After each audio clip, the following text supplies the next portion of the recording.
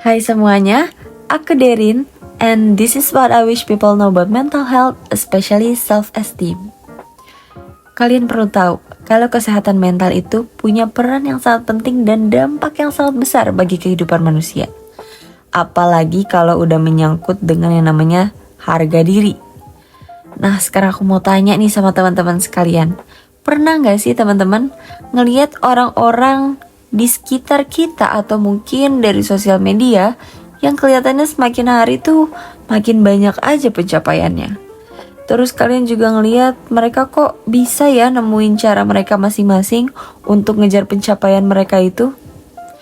Dari situ secara gak sadar kalian jadi ngebandingin diri kalian sama mereka.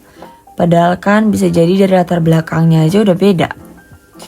Kalian jadi ngerasa kalau kalian nih bukan apa-apa gitu dibandingin sama mereka. Dan gak mungkin bisa jadi kayak mereka. Nah, alih-alih merasa termotivasi, kalian malah semakin merasa rendah diri hingga akhirnya putus asa. Kalian juga perlu tahu, rendah diri ini adalah kondisi ketika kalian itu minder atau gak percaya sama kemampuan kalian sendiri. Kalian jadi ngerasa kalau kalian nih bukan siapa-siapa dan gak bisa ngelakuin apa-apa kalau gak dibantu orang lain. Sehingga kalian selalu ngerasa kalau kalian ini gak berguna dan pada akhirnya bisa jadi putus asa tadi. Kayak gak punya tujuan hidup aja gitu. Waduh, serem banget gak sih teman-teman? Bisa kalian lihat sendiri kan sebesar apa dampak dari rendah diri. Jadi kalau kalian udah ngelihat ciri-ciri yang tadi udah aku sebutin dan kalian ngerasa kalian sedang mengalami hal itu, yuk pelan-pelan kita hindari.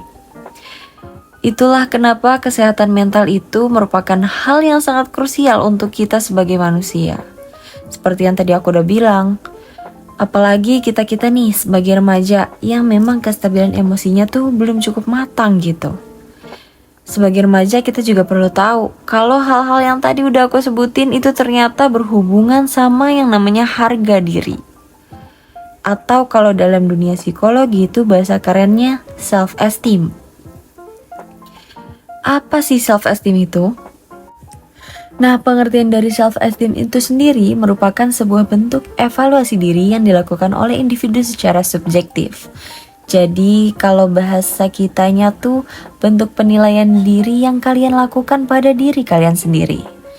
Kalau menurut salah satu ahli dalam dunia psikologi, yaitu Rosenberg, dia membagi self-esteem atas dua karakteristik, yaitu tinggi dan rendah. Self-esteem yang tinggi akan membuat kalian tuh ngerasa puas dengan diri kalian, bangga dengan diri kalian, dan lebih sering ngerasa senang atau bahagia. Sedangkan kalau kalian punya self-esteem yang rendah, kalian akan ngerasa rendah diri, kemudian gak puas sama diri kalian dan pengennya jadi orang lain aja gitu. Serta pastinya kalian akan lebih sering mengalami emosi yang negatif, kayak stres, sedih, marah, dan sebagainya. Nah, self-esteem yang tinggi memang baik, tapi perlu diperhatikan lagi bahwa segala sesuatu yang berlebihan itu tidak baik. Karena self-esteem yang terlalu tinggi itu juga dapat menyebabkan seseorang terlihat kayak narsis gitu ya. Jadi kelihatan kayak memiliki kepribadian narsistik. Maka dari itu bentuk self-esteem yang baik itu sebenarnya adalah yang seimbang. Nah, mungkin untuk memperhatikan keseimbangan self-esteem itu sendiri, ada seenggaknya 5 kunci utama dari self-esteem itu. Di antaranya ada kepercayaan diri. Ketika kalian memiliki kepercayaan diri yang tinggi, maka itu juga akan mempengaruhi self-esteem kalian. Yang kedua ada perasaan aman. Ketika kalian merasa aman dengan diri kalian sendiri dan tidak merasa takut dengan kemampuan kalian sendiri, itu pasti akan mempengaruhi self-esteem kalian. Yang ketiga, ada sudut pandang terhadap diri sendiri. Nah, coba deh ubah sudut pandang kalian terhadap diri sendiri itu ke arah yang lebih positif, supaya kalian gak pesimis terus dan lebih yakin dengan diri kalian. Yang keempat, ada rasa memiliki. Ketika kalian memiliki rasa memiliki terhadap diri sendiri, kalian pasti akan lebih mudah untuk mengontrol apapun yang ada di diri kalian. Yang terakhir ada feeling of competence atau perasaan ketika kalian itu mampu melakukan sesuatu sesuai dengan hasil yang kalian harapkan. Nah, sekarang coba diperhatikan lagi ya, apa kalian sudah memenuhi 5 kunci utama dari self-esteem tersebut? Nah, selanjutnya kalian perlu tahu nih, kalau kalian ngerasa punya self-esteem yang rendah, kalian gak perlu khawatir, karena ternyata self-esteem itu dapat dibangun dengan baik. Nah, berikut beberapa cara yang mungkin bisa kalian terapin untuk membangun self-esteem kalian. Yang pertama ada self-awareness dan self-love.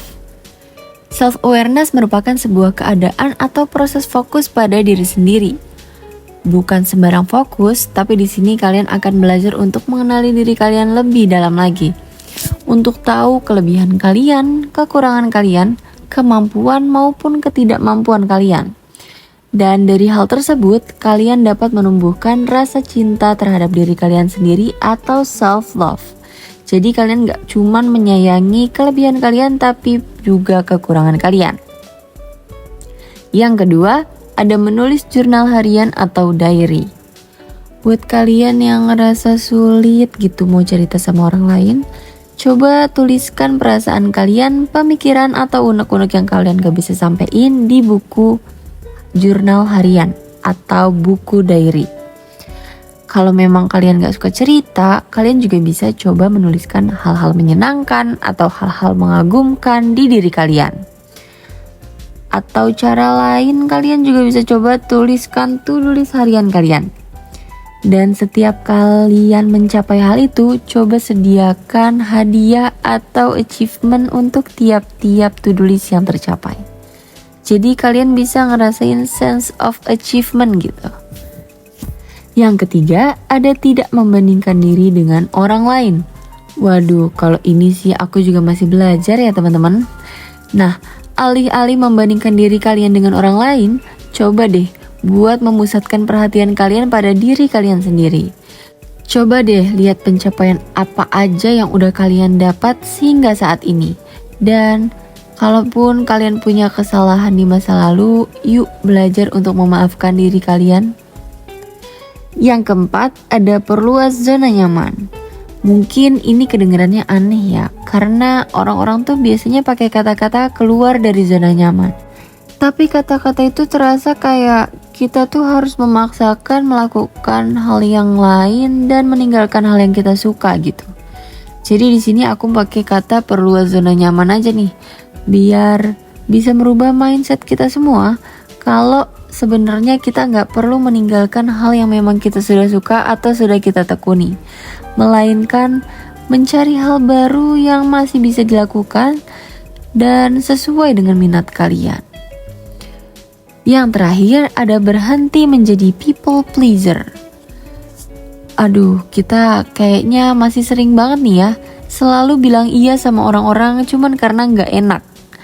Nah, mulai sekarang yuk biasain untuk berkata tidak kepada hal-hal yang kalian rasa memang gak mampu untuk dilakukan atau belum dapat dilakukan karena alasan tertentu. Karena people come and go, jadi gak perlu tuh kalian maksain diri kalian untuk mempertahankan orang lain yang mungkin tujuannya sudah berbeda. Nah, dari 5 cara tadi, kesimpulannya adalah bawalah perspektif kalian terhadap diri sendiri tuh ke arah yang lebih positif. Jangan pernah nganggap kalau kalian tuh lebih rendah dari orang lain. Karena kan setiap manusia memiliki kelebihan dan kekurangannya masing-masing, iya gak sih? Teruslah berkembang untuk tahu sejauh mana kemampuan diri kalian bisa dibawa. Mulai apresiasi pencapaian-pencapaian kecil kalian, sampai kalian gak sadar kalau pencapaian itu adalah pencapaian yang mungkin menurut orang lain tuh besar gitu. Kalau kata Najwa Shihab, jangan rendah diri dengan kawan-kawan yang sudah lebih dulu bersinar seperti langit yang lapang membentang. Dunia masih cukup menampung banyak bintang, menanti kamu yang punya keberanian. Aku Derin, pamit undur diri. Terima kasih dan sampai jumpa.